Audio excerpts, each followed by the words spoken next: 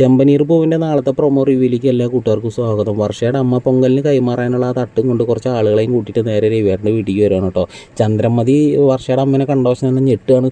അയ്യോ ദേ രവിയേട്ടൻ മഹിമ വരുന്നു, മഹിമ എന്താ നീ അവിടെ തന്നെ നിൽക്കണത്, കയറി വാന്ന് പറഞ്ഞിട്ട് ആളുടെ കൊണ്ടായിട്ട് ഇരുത്താണ് കേട്ടോ. രവിയേട്ടൻ വന്നിട്ട് ചോദിക്കുന്നുണ്ട്, വർഷയുടെ അച്ഛൻ ഇതുവരെ ഈ വീട്ടിലേക്ക് വന്നിട്ടില്ല, ഇവിടെയൊക്കെ വരില്ല എന്നുള്ളൊരു വാശിയിലാവൂലേ, ആയിക്കോട്ടെ എന്ന് പറഞ്ഞിട്ട് രവിയേട്ടൻ അങ്ങോട്ട് പോകാൻ കേട്ടോ.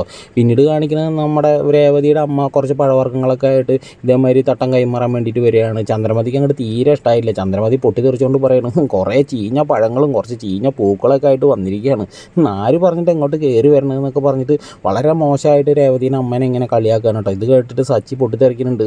നിങ്ങൾക്ക് ആ പഴവർഗ്ഗങ്ങളും പൂക്കളും മേടിക്കാൻ പറ്റില്ലെങ്കിൽ നിങ്ങൾ മേടിക്കണ്ട, അതിന് ഇത്ര മോശമായിട്ട് സംസാരിക്കൊന്നും വേണ്ടെന്ന് പറഞ്ഞിട്ട് സച്ചിൻ നല്ല രീതിയിൽ ചന്ദ്രമതിക്ക് കൊടുക്കുന്നുണ്ട്. അപ്പോൾ രവിയേട്ടനെ ഇടപെടുന്നുണ്ട് കേട്ടോ. രവിയേട്ടൻ പറഞ്ഞിട്ട്, ചന്ദ്ര വീട്ടിൽ കയറി വന്ന ഒരാളോട് ഇങ്ങനെയാണോ നീ സംസാരിക്കുന്നത്, ഇത് വളരെ മോശമായി പോയി ചന്ദ്ര എന്നൊക്കെ പറയണം. അപ്പോൾ സച്ചി പറയുന്നുണ്ട് രേവതിയുടെ അമ്മയോട്, അമ്മയ്ക്ക് ഇഷ്ടമുള്ളപ്പോൾ എപ്പോൾ വേണമെങ്കിലും ഇങ്ങോട്ട് വരാമെന്ന് പറയാൻ കേട്ടോ.